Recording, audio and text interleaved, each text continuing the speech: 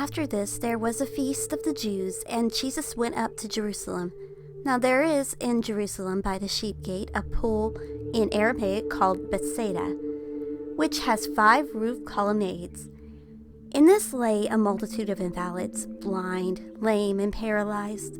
One man was there who had been an invalid for 38 years. When Jesus saw him lying there and knew that he had been there a long time, he said to him, "Do you want to be healed?" The sick man answered him, "Sir, I have no one to put me into the pool when the water is stirred up, and while I am going, another steps down before me."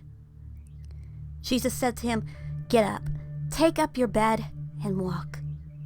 And at once the man was healed, and he took up his bed and walked. Now that day was the Sabbath. So the Jews said to the man who had been healed, "It is the Sabbath, and it is not lawful for you to take up your bed." But he answered them, "The man who healed me, that man said to me, 'Take up your bed and walk.'"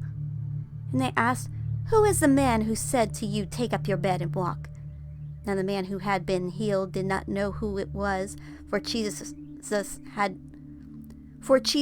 withdrawn, as there was a crowd in the place. Afterward, Jesus found him in the temple and said to him, "See, you are well.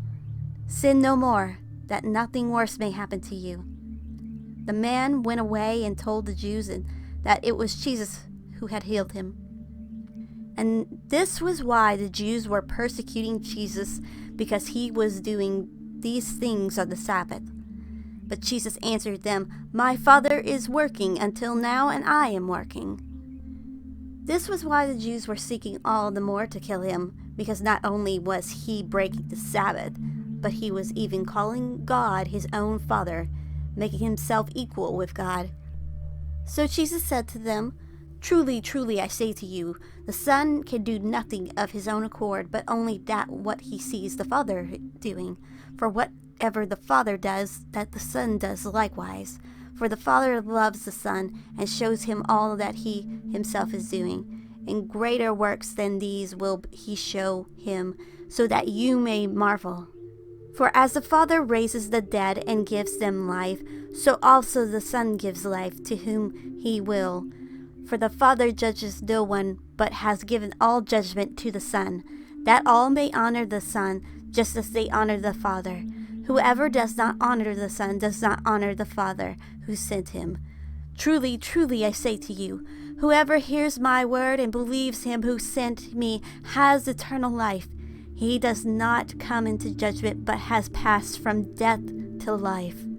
Truly, truly, I say to you, an hour is coming, and is now here, when the dead will hear the voice of the Son of God, and those who hear will live. For as the Father has life in himself, so he has granted the Son also to have life in himself. And he has given him authority to execute judgment, because he is the Son of Man. Do not marvel at this, for an hour is coming when all who are in the tombs will hear his voice and come out. Those who have done good to the resurrection of life, and those who have done evil to the resurrection of judgment. I can do nothing on my own. As I hear, I judge, and my judgment is just, because I seek not my own will, but the will of him who sent me. If I alone bear witness about myself, my testimony is not true.